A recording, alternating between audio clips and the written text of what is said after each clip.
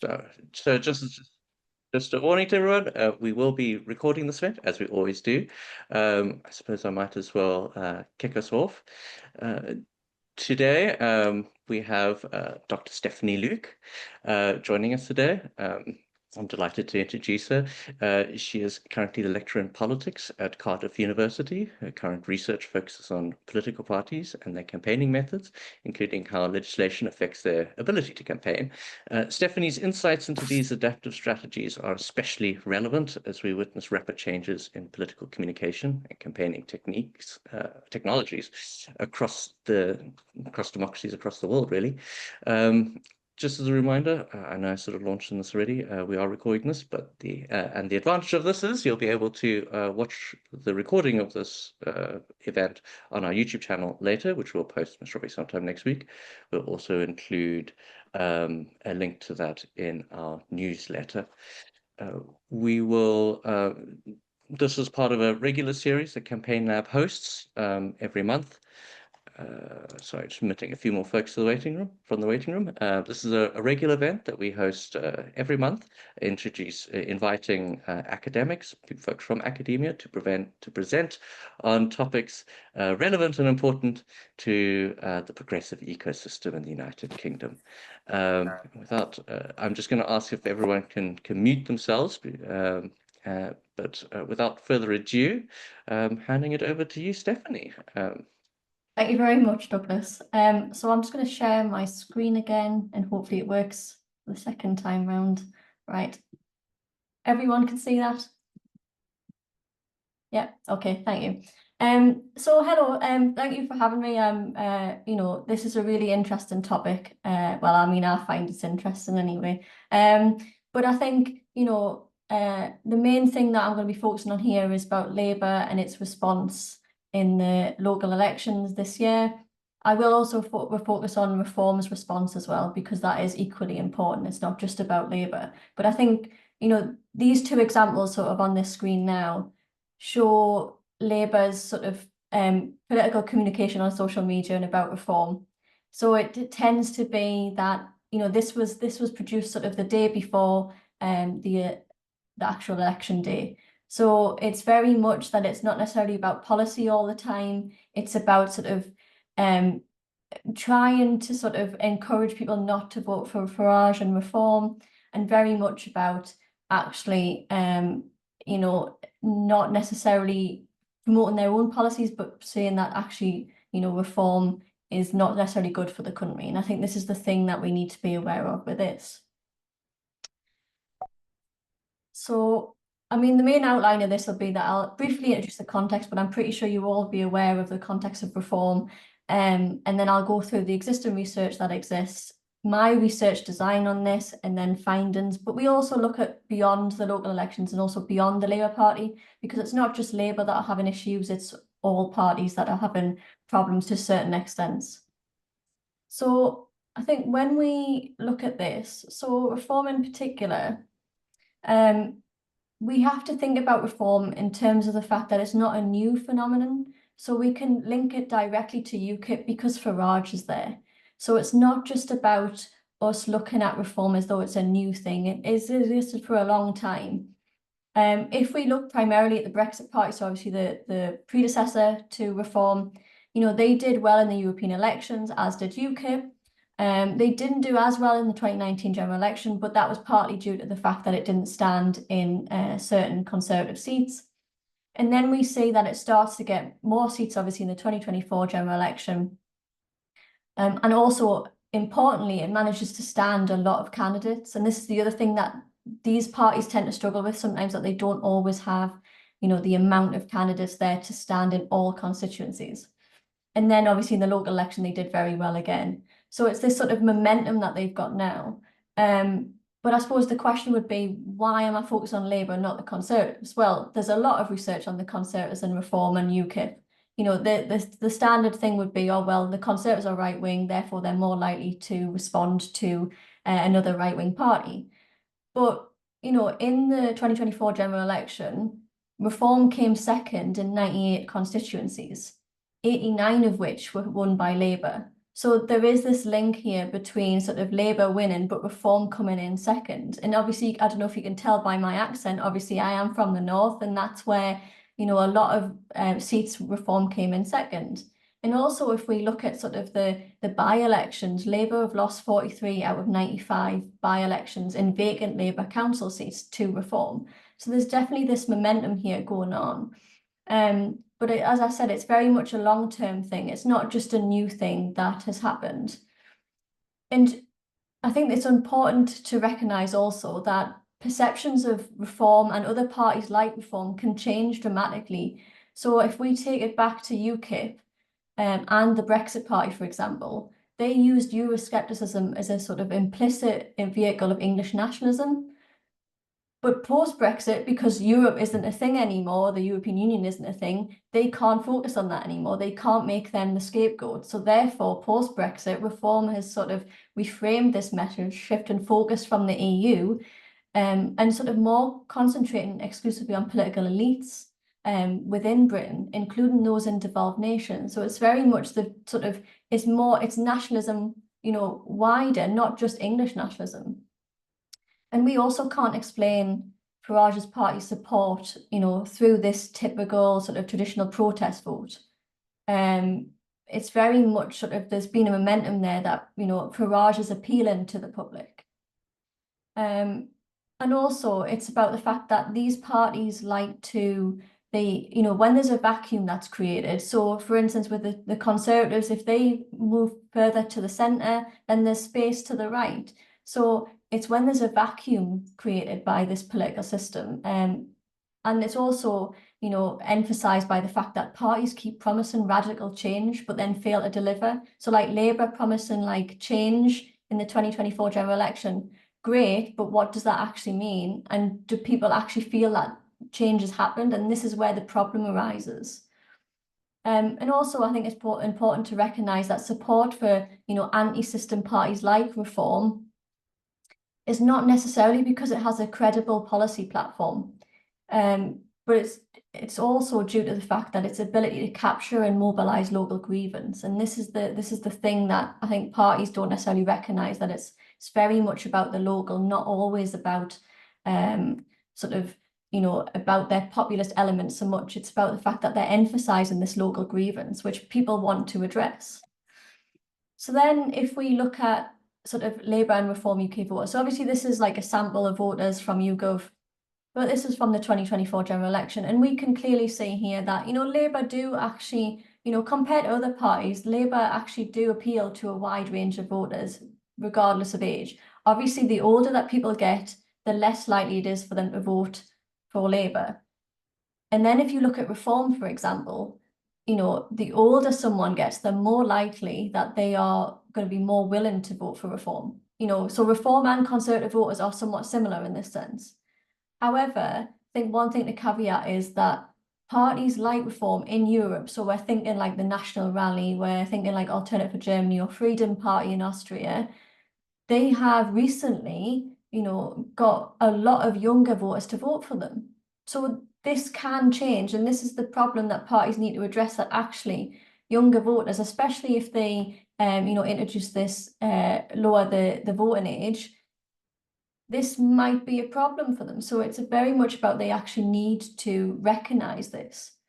And it's also important to acknowledge that centre-left and sort of, if we're calling Farage, the right-wing populist party, they are considerably different. So the centre-left reposition towards any sort of anti-immigration stance may attract a small number of the electorate that would vote Reform, but it would also alienate a lot of centre-left voters that would otherwise not agree with that policy. So this is a very difficult thing for parties to, address, but it's important that they don't do things that could impede their core voters. And also recognising that obviously people voting for parties is more volatile than it's ever been, and therefore they can't guarantee their votes. So therefore, moving swiftly one way or the other is going to be more problematic for them. So looking at the literature then, so we have two sort of bodies of literature. So we have one on political communication and one on party competition. So if we're looking at social media, for example, it does enable political parties and politicians to create their own content and the content. So, you know, it's very much different from when the mass media, when they had to sort of, you know, tailor it to what the mass media wanted to talk about. Or, you know, it's not about a manifesto anymore because they can do it anytime. So it does give them the freedom to choose what they do. And this is the important thing, because they do choose or not to attack their rivals and respond. They can respond immediately to their rivals whenever they see fit. So this is the important thing. It gives them the freedom. But I think it's important to recognize that they're actually choosing to attack different people, and they're choosing what they're saying. You know, it's not like they haven't had time to think about what they're saying. They're actually, you know, thinking about this. So this is their general strategy of what they're coming up with. But, you know, despite the fact that social media, when it arrived, you know, there was a lot of talk about how social media would make it more interactive so that citizens, electorates, you know, constituents would be able to talk directly to the party, to the politicians. It doesn't seem to have worked that way. It's very much sort of one-sided. So it's sort of the use of online communication by parties, by politicians, is very timid in the sense that they use it to spread news about themselves. They replicate messages from other platforms, and they signal their issue positions. But really, they don't actually sort of, you know, some politicians are really good at sort of, you know, commenting and replying back. And you can understand why politicians might not want to, because obviously there's a lot of, you know, not great responses from different people who are very sort of provocative and controversial in their attitudes towards certain things. But, you know, some do try, but on the whole, it's very much not interactive. It's very much, you know, people read it, have to read it. They're not really like, you know, that interactivity that social media promised. And this is, you know, a downside for, you know, parties should be able to use this, you know, and should find a way to make it more interactive, because people would benefit at the end of the day. But I mean, as you can see from this example on the right, for example, here, you know, they're both Facebook adverts for talking about this, you know, like Scunthorpe and British Steel, and it's very much that they're sort of, you know, they're not really advertising their policies. I mean, Reform's doing it better than what Labour is, but we can see here that actually they are sort of, you know, advertising this in the way that says that, okay, fine, Nigel Farage never cared about British Steel. Do you know what I mean? So there's very much that they are about promoting themselves, but also attacking each other. And this is sort of, you know, the negative side that comes with this, and potentially goes into this negative campaign, and the fact that they are willing to openly criticize each other. So if we also then look at it from a sort of a party competition perspective, in particular, populist right parties present a specific challenge to social democratic parties, which is different to, you know, parties on the right. So the Conservative Party have a different challenge with reform than Labour do, or any party on the left. So Bale does a really good thing about saying there's this triple challenge to these social democratic parties. So the fact that populist right parties campaign on issues that have long been owned by the political right, so immigration. So immigration is a deeply divisive issue, and one which mainstream parties tend to try and avoid because it's so controversial and it's very difficult to say the right thing. You know, you're going to annoy people whichever way you go, whether you're fully committed to immigration or whether you're not. So that it's very difficult for especially social democratic parties who don't own immigration to actually address this. These parties also siphon off votes from the centre left. So if we think about Labour's votes, you know, it's particularly those with blue collar occupations, unemployed or in casual labour, that will vote for these parties.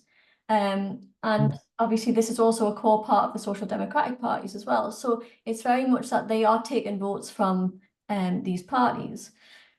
And whilst there is a third challenge, and this is not at this moment in time relevant to the UK, but is relevant to other countries, the fact that populist right parties have, you know, facilitated, you know, government formation primarily by supporting minority governments of the centre right. So it's this thing where, you know, they are a problem to social democratic parties because they're so different. And this is the thing. It's like the Conservatives don't have the same issue in the sense that they're not, you know, ideologically at least that far apart. At least they're on the right part of the left-right political spectrum, so to speak. Labour or not? And this is where the conflict lies. And how do you address something that is essentially different to what you are? So then if we look at sort of applying the sort of party competition literature, so the theories of party competition and the political communication literature. So generally, if we're looking at party competition, we would say that, there's different strategies that parties can do. So they can do a dismissive strategy, adversarial, or accommodative strategy. So you've got to adapt this slightly for political communication, especially on social media, because the same it applies, but in different ways. So we would say that a dismissive strategy, this is kind of an obvious strategy. It's very much about the fact that, they don't refer to the opposition party or parties or the topics, they don't actually register with them.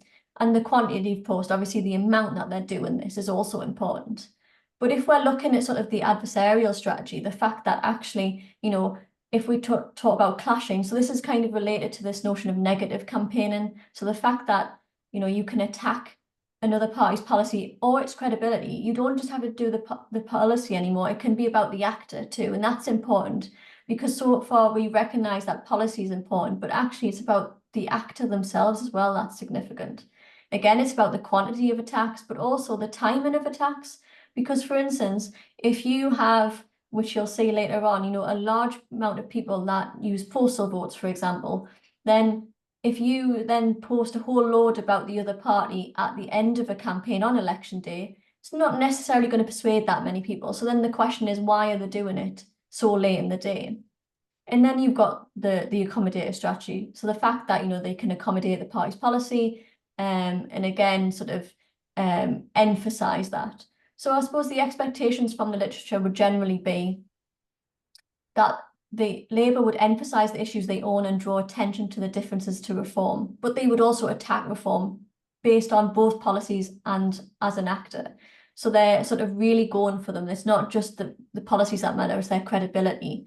And this can be about the fact that they lack, experience in government, for example. However, we have evidence because social democratic parties tend to accommodate the anti-immigration stance of these parties. So in this sense, it would suggest that, Labour would accommodate Reform's anti-immigration position.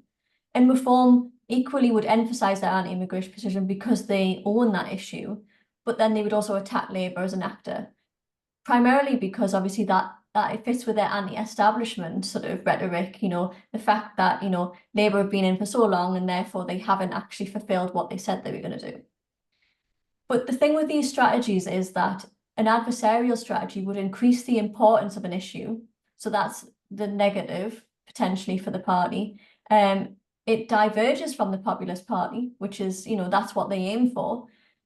But it will increase the electoral support of that populist party. So it's not necessarily a great thing for them to do, although they are divergent from that populist party. An accommodative strategy, in theory, would increase again the issue salience, but it would show convergence with the populist party. And then we could say that the ownership is then transferred to a mainstream party. However, it doesn't necessarily always work the way that, we might expect. And therefore, it would suggest if they take an accommodative strategy, it would say that the populist party electoral support decreases. But again, that doesn't always work in the same way, and I will show you why in a second. So getting on to the research design, so I suppose saying the focus obviously is on the local elections, and I know you might say, well, actually, local elections, the turnout was 34%, so it's not great. But actually, it's a really interesting thing to think about, how important are these parties actually, thinking about their campaign message during this. So it's very much about the short campaign, so the 5 weeks prior. So it started on the collection of the data. So this is all data across social media platforms, all posts. Between the 28th of March, so that's when Reform launched their campaign, and the 1st of May, when the election day was. So primarily it's focused on organic content. So not paid for, basically. So the fact that they've actually created their own content, but it also includes Facebook ads, because this is a good way to say whether there is comparison across platforms. And so are they doing something different on Facebook posts compared to Facebook ads, for example? So as you can see from the table on the right, we can see that, yes, the total number of posts that they actually published across platforms was 683 for the Labour Party. The total number that mentioned reform was 210. So whilst you might think, okay, fine, well, the largest proportion is those that didn't mention reform, actually 30% of all posts mentioned reform. So this is quite a significant number. And then you definitely contrast it to reform in the sense that only 14% really, address Labour. So you can see that Labour are predominantly focused on reform compared to reform focusing on Labour. So primarily the focus is on how do they respond to each other on social media during these elections. So when we come to look at the findings, so I think, first of all, the reason why Facebook posts, Facebook adverts are highlighted is because if we are believing that Labour are doing these sort of responding to reform on social media because they want to attract reform voters, therefore, social media usage by older voters tends to be mostly on Facebook, and it sort of declines when we go on like X posts, for example, Instagram. So it's generally Facebook. So we should expect more posts that mention sort of reform, for example, on Facebook posts. That would be what we would expect. And we would expect more overall posts on these platforms. So those that mentioned the other party, so Labour mentioned reform and vice versa, were identified and hand-coded. So this is the important thing. So it's not only in terms of sort of the framework of party competition, so this idea of dismissive, adversarial, and accommodative strategy, but also in terms of what the content of the post discussed. So whether it was issue-based or not, and what issue was focused on. So you can see from how this is like going that you can generally, there's a lot of sort of Facebook posts and X posts by both parties.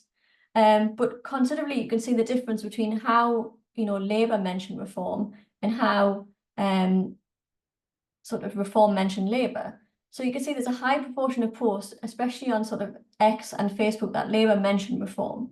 And it's especially on Facebook adverts as well, like 40-odd% of posts that they do mentions reform. So that can see where they're sort of, targeting their sort of Facebook adverts from. In contrast with reform, for example, obviously it's significantly lower when they're mentioning Labour, but they are still mentioning it more on Facebook posts. So they can say there's some commonality between the two. And interestingly, you could say TikTok didn't really come off very well in this because there wasn't that many posts in general, and the post that mentioned the other party was very minimal. So you can see, if we're going on age groups of demographics of these social media platforms, we can see sort of where they're aiming it to. And then if we move on to sort of looking at, the number of posts, but then the percentage of posts that they produced over this time. So looking at the frequency of posts across platforms, you can see that it's generally relatively consistent between parties. They sort of, there's ebbs and flows with this. They sometimes mention it, they sometimes don't, but generally it's consistently there to some extent. A notable thing to point out is that Labour posted more at the beginning and at the end of the campaign about reform. So this made up about 22% of the total number of posts on the 1st of May.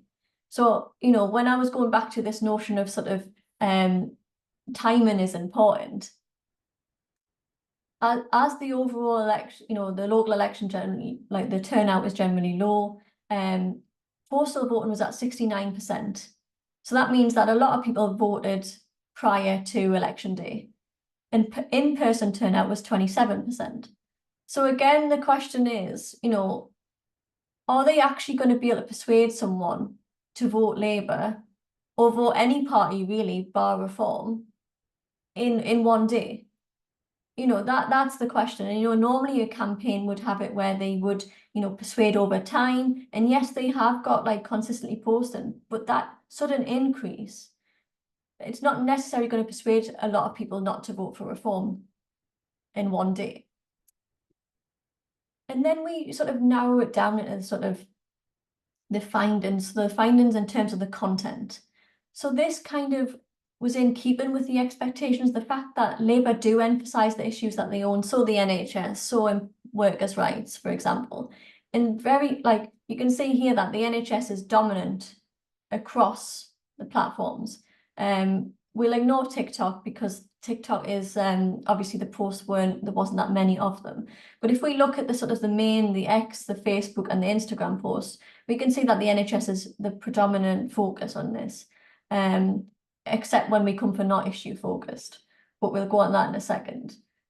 And also in terms of immigration, so they do accommodate reforms anti-immigration strategy, usually by sort of saying, oh, well, reform did not vote for our position on restricting immigration. Not in them words, but they do basically say that. But immigration notably is not focused on that much by Labour. The NHS is the key focus, and obviously the key focus of the posts were the fact that, you know, Nigel Farage wants an insurance-based NHS.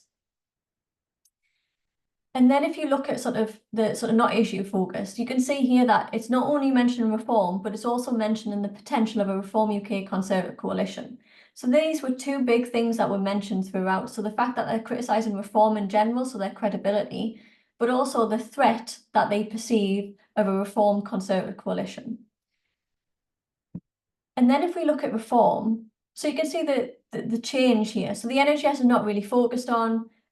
We've got a slight, you know, increase in sort of the notion of industry, workers' rights, employment. Immigration is more focused on the Labour Party. But again, their predominant focus seems to be on the fact of attacking Labour, but not based on certain policies. It's basically on their credibility. But they do emphasise their anti-immigration position, which was what was expected. And then we come to this notion of a clashing strategy. So obviously I mentioned this before. And the thing with the clashing strategy, it is much harder for Labour to criticise reform's credibility when they are largely untested. So what I mean by untested is untested in government, because, you know, yes, they have representation in Parliament, for example, and yes, UKIP did it with former Tory MPs, but they haven't obviously, you know, held office in the sense that they're not leading government. They haven't been in a coalition. You know, they're fundamentally untested in that sense. So it's very difficult to criticise a party that can't fulfil its policies because it's not in government. Obviously, we now have a sort of a guideline as to how they do in the councils that they have, you know, what presence they're in, what changes do they make, is it for the better? But currently, you know, they don't have any experience of being in government. And this is, you know, fundamentally recognising that actually mainstream parties struggle because government constrains them. They can't, this is why over-promising is a problem. But again, I'll get onto that later. So, you know, if we're looking at sort of these, you know, posts that they do, you know, 36.1% of Labour's posts actually attack reform's policies. But a greater number, so 62.9%, actually attacked reform's credibility. In a similar number is the case for reform too. The focus is very much attacking the credibility of the other party, not necessarily on policy. So we can see examples here of, you know, we've got Labour and reform and then reform and Labour. So on the left, you can see there's like the NHS is the predominant focus. So, you know, the paid for ad on Facebook on the left. So Labour was continuously focused on the fact that, you know, the NHS is going to fundamentally change under Farage.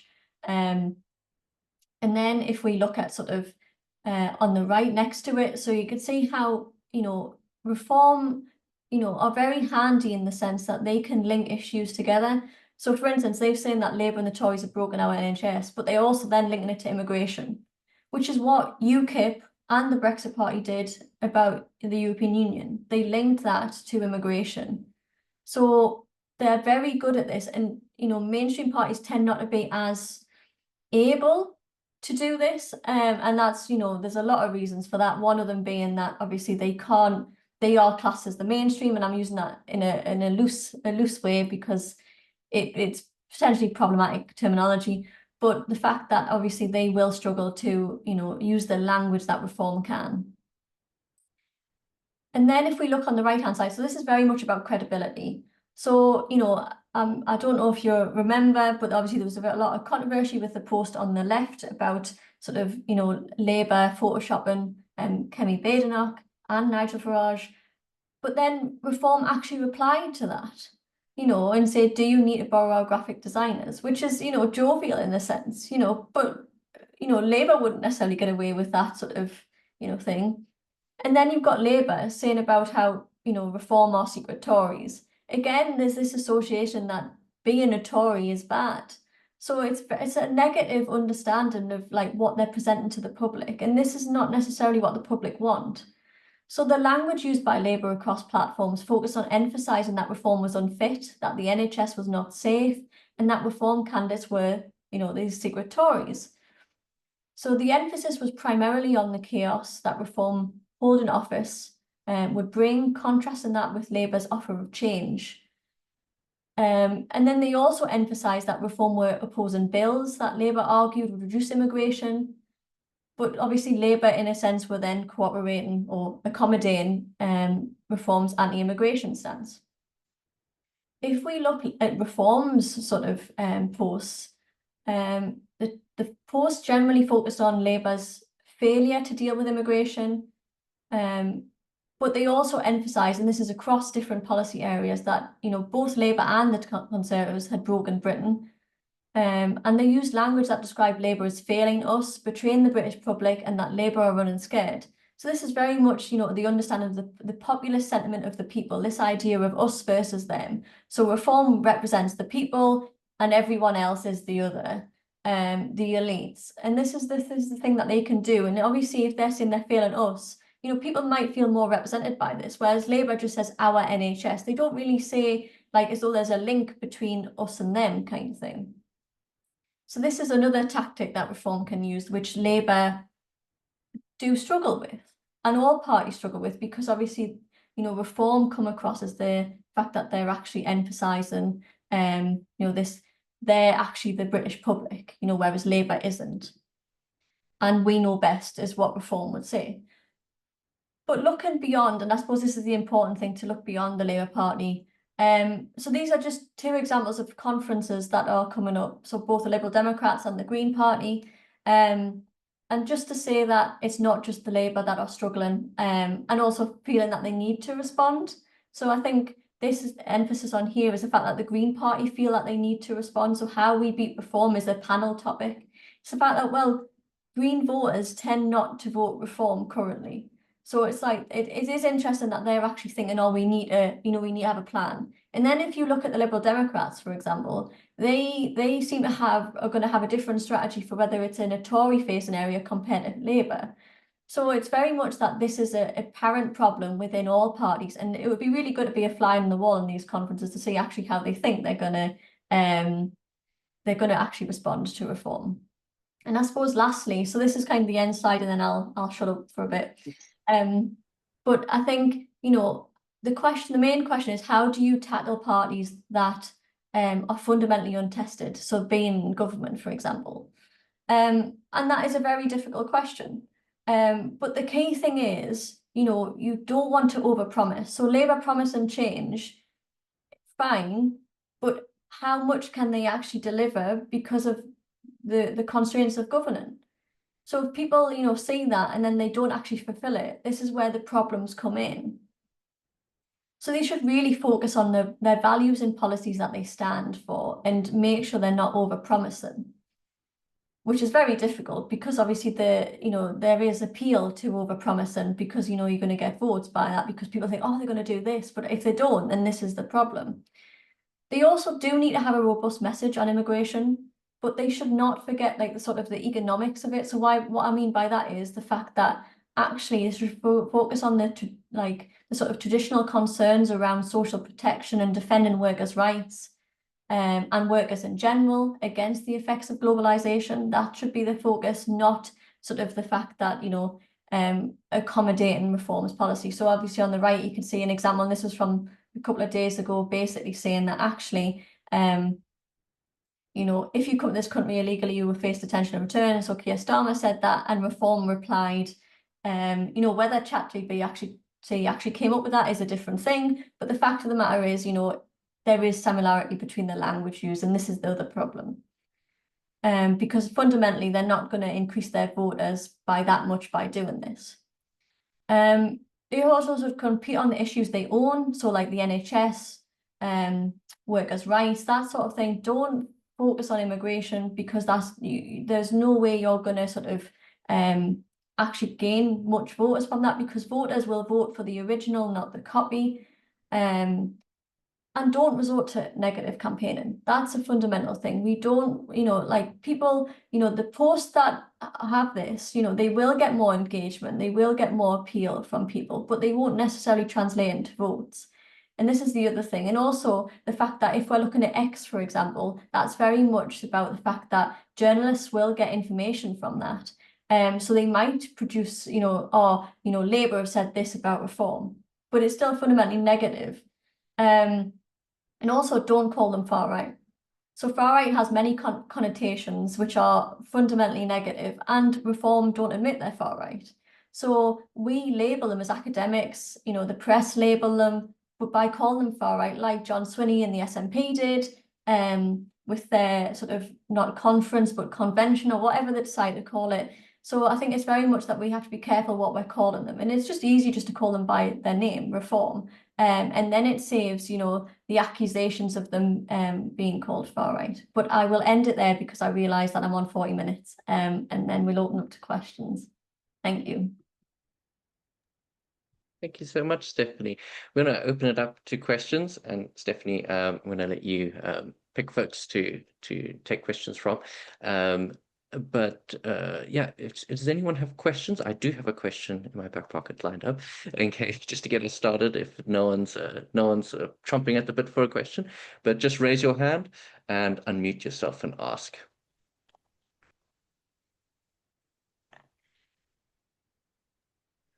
Hello. Hi. Oh, Thank you so much for that. That was really informative. I'm a community organizer at Hybrids Organize, and I'm working around housing and accommodation, which is obviously around the asylum system is in the news at the moment, but the housing crisis in general as well. There is a lot of talk about housing scarcity and migrants taking away housing from British families. Is there a way to reframe that online to expose the kind of real causes of the crisis in a way that does not amplify reform's messaging? Yeah. I mean, it's difficult because as reform's tactics are difficult to deal with, I think. But I think what needs to be done is to actually recognise that it's not immigrants or refugees or asylum seekers, whatever. It's not them that are, taking the housing. There's the fact that fundamentally it's been underfunded, over consecutive years. Obviously, the financial crisis obviously emphasised these problems in our sort of infrastructure, in the housing, and it's sort of that's the problem. So if we can refocus the policies, and the emphasis should not be on immigrants, because at the end of the day they're coming to try and get a better life, that's their aim. At the end of the day they're not deliberately doing that, but that's how reform are phrasing it. So I think if we can sort of restructure it in a way that says, well, actually, it's not that they're taking the housing, they're not for you. It was the fact that actually it's all about the fact that they've been so chronically underfunded. They haven't dealt with, not just immigrant population, but the British population in general, So I think it's really about reframing that and saying, well, actually, policies need to be, enforced that actually increase the amount of money, increase the amount of housing that we have, and make it so that it's not about immigrants getting this, that, and the other. It's very much about the fact that it's just that the system is not being funded in a way that's going to help, the British people in a way. But anybody, it's not going to help people because there's just not enough to go around, and that's how we reframe it. thank you. We also got 3 questions in the chat. I'm going to start with the top one and let you answer in turn. So continuing on the theme of fighting xenophobia, or the xenophobic appeal, the immigration issue, what might work to persuade people to not attack refugee hotels, especially this Friday? Yeah. I mean, that's a difficult question, isn't it? The problem is, obviously, immigrants get a bad name because Reform and other parties, and it's not just Reform, but other parties have also done it where, you know, the European Union now is no longer a scapegoat. They can't blame the European Union for things. So now, therefore, the only people left to blame, apart from themselves, which they're not going to do, is immigrants and refugees. And it's very much Reform are going to be how they are. We can't stop that. What we can sort of prevent is sort of the Labour, the Conservatives, the main parties that are getting a lot of focus in the press. And also, we can also stop these parties mentioning reform so much about immigration. Then therefore, people will be less likely to get, blame people. This is the thing. It's like, and it goes back to the chronically underfunded, the NHS not being funded in the way it should, housing not being accessible. So it's, at the end of the day, people, need to not have this scapegoat. And that's what we need to do. We need to sort of get Labour and the Conservatives and generally any political parties to stop saying that immigrants are the problem and actually say, well, that's not the problem. We've actually failed you by not funding these in an effective manner. And therefore, that's how we sort of say, well, look, it's about the political parties, the problem, not the refugee hotels, which have not done anything to that person or people in particular. They just happen to be there. And that is the way we need a positive message about immigration. So like the SNP trying to have this positive message and refugees, it's very much about being accommodating, and a vast amount of people like in Britain, the public aren't fundamentally anti-immigration. It's just because they've been sort of persuaded in that way. There are some and we'll never get them back. That's how they think. But there are, the vast majority don't think that, but they are led to believe that they're being sort of penalised for refugees and immigration. And that's how we need a positive message. And also parties not over-promising what they can't deliver, but making lives better for people. And at the end of the day, if lives are better, they're not going to want to, protest outside a refugee hotel. But it's not a simple answer because it's so sort of institutionalized in the way at the minute, especially with Reform having members of parliament, they can be more vocal than they ever used to be as the UKIP. Do you want me to take the next question? Yes, please. Yes, please. And thank you for David for the previous one. Yes, thank you. So Ian's question. So I'm just going to take time to read it. Okay, so you talk about Greens and wanting to how they can attack both Reform and Labour on their stance to immigration. Yeah, the Senate is particularly interesting, especially given the electoral system that's going to come up, and that's going to obviously impact it. But also the Scottish elections are particularly important because UKIP was never significant in Scotland, but Reform looks like at least on the sort of the list it will do well. So the real question is, it's difficult with the Greens. So yes, the Greens are another anti-establishment party, but they're not in the same way that Reform is. They don't emphasize it in the same way. And I think that's an important thing to think about, that it's not, they are anti-establishment, but they're not, we wouldn't term them as such in a way, I think, because they are just different.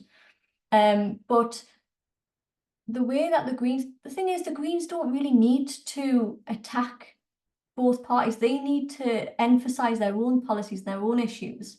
So yes, net zero relates to it, and they can attack them in terms of sort of the fact that Nigel Farage emphasizes that net zero is going to cost everybody money.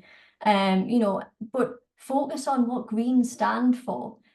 Immigration is largely irrelevant to the Green Party, right? It's not what they stand for. People associate the Green Party, the Green Party have, like the SNP, have a novel position where people know what they stand for, green policies, or the SNP stands for independence.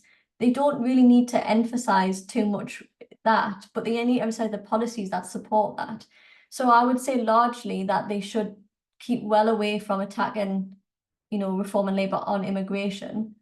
But, like net zero and stuff, that's the important thing that they need to sort of concentrate on, and green policies, and how, different policies like economics will help them actually, move forward and get support. But I would stay away from Attack and Reform in particular. Labour's less, but the thing is, do it in a positive way, if that's possible. I know it sounds stupid, attack another party and do it in a positive way, but that's what we need. We don't need negativity, because that won't help.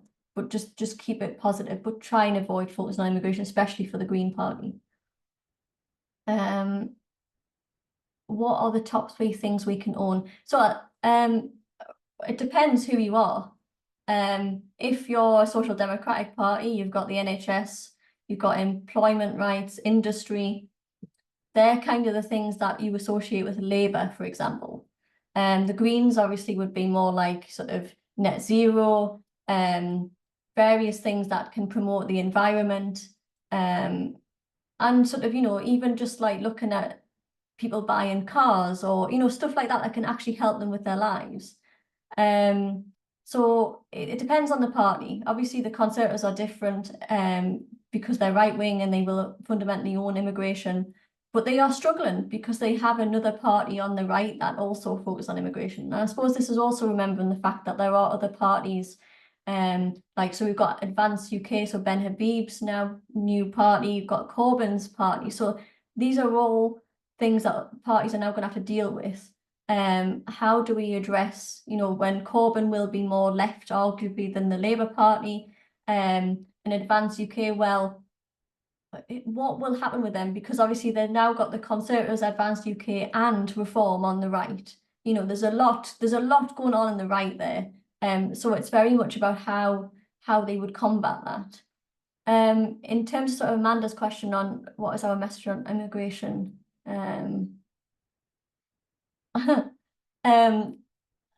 right. On immigration, well, Labour's message on immigration,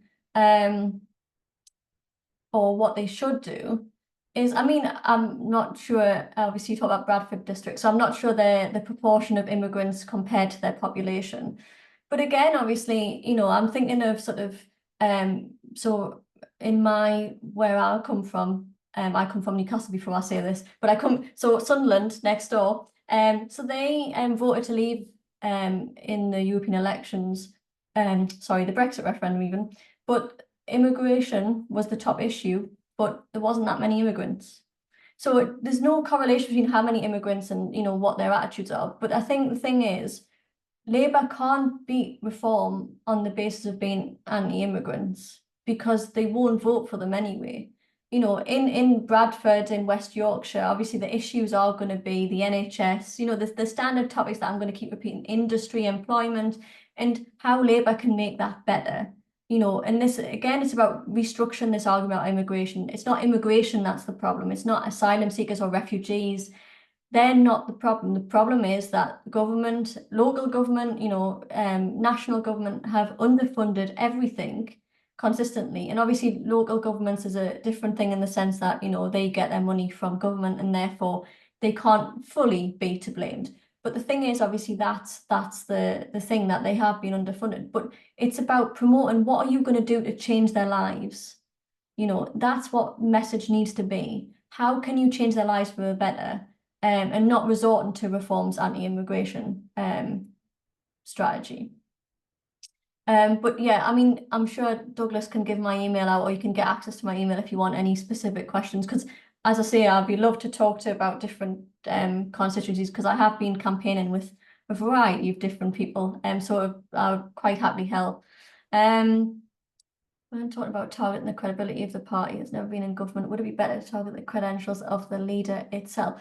Okay, so the problem with, yes, you can attack the credibility and the credentials of the leader itself, but the problem is people like Farage, and this is, populist parties in general, they usually have a leader that people like.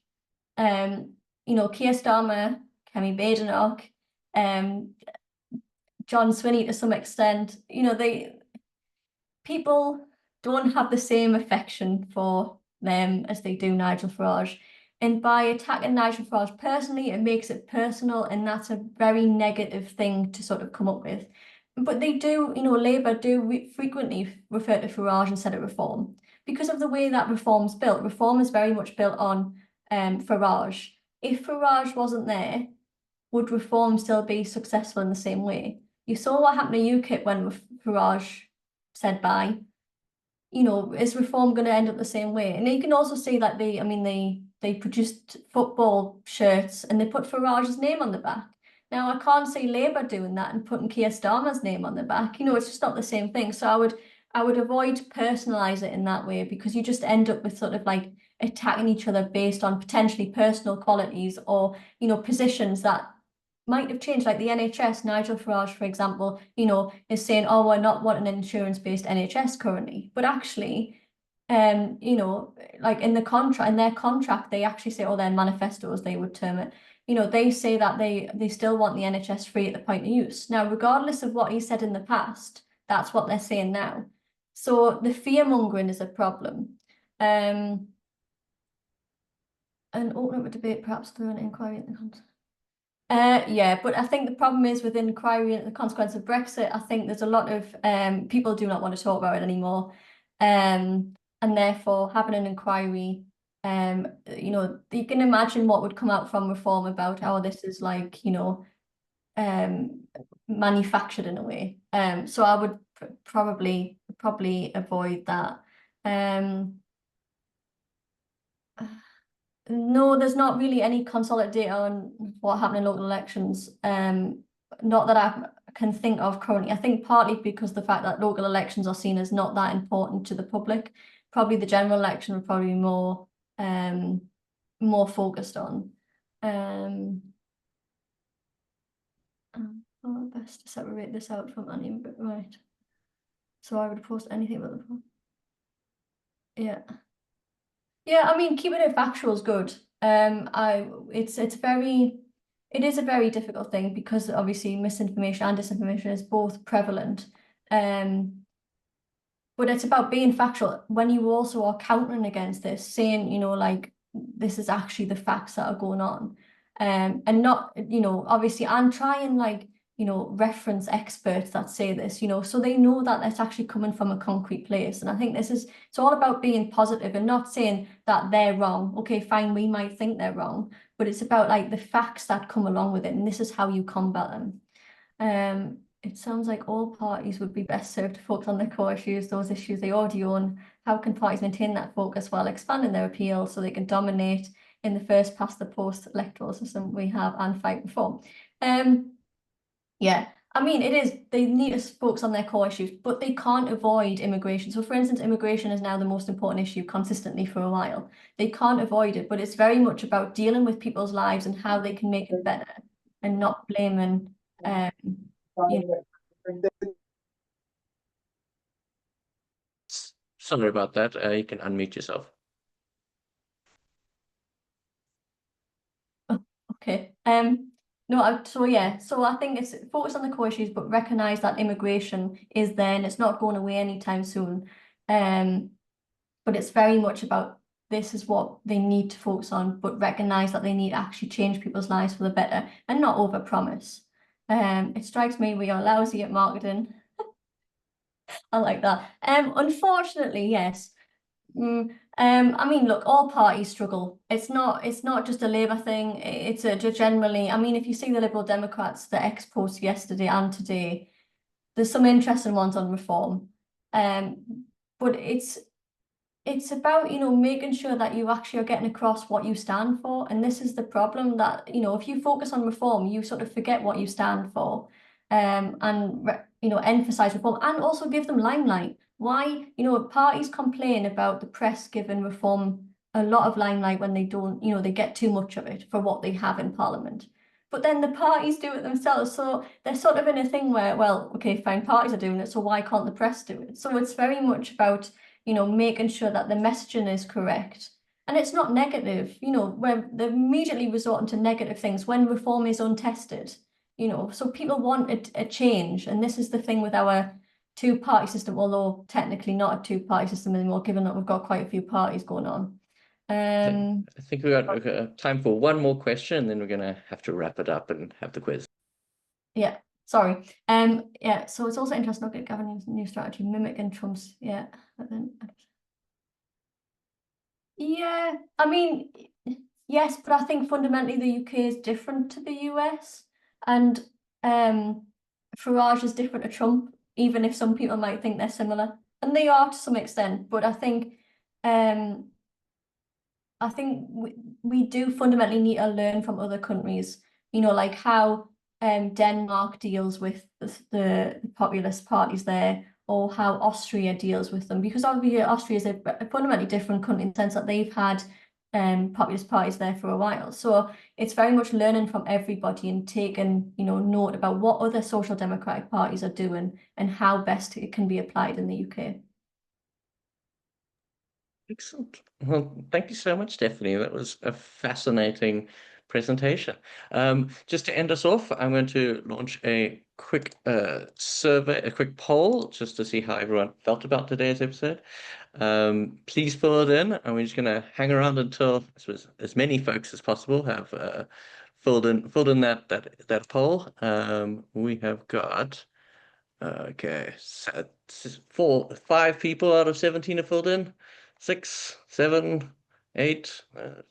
Half of everyone, more than half of everyone has filled in. We're almost there. 70%. We're at 70% now of participants. 81% of participants have filled in. Almost at 100. 87, 93. Fantastic. And I think unless anyone else will fill in the last few seconds, I think it's a good place to end the poll. Thank you so much, Stephanie. Again, I'll share the results of the poll with you, Stephanie, after this. Need to say, feedback was very positive. And yeah, just as a reminder, everyone, a summary of this presentation will go out in the next Campaign Lab newsletter, along with a link to this recording. Also, we'll try to include the slides, Stephanie's slides. Thank you very much for that. And Stephanie, if you're okay with it, I'll also include your contact details. Yeah, great. Thank you very much, everyone, for coming and the questions. Excellent. Well, thank you very much, everyone. It was a great event. And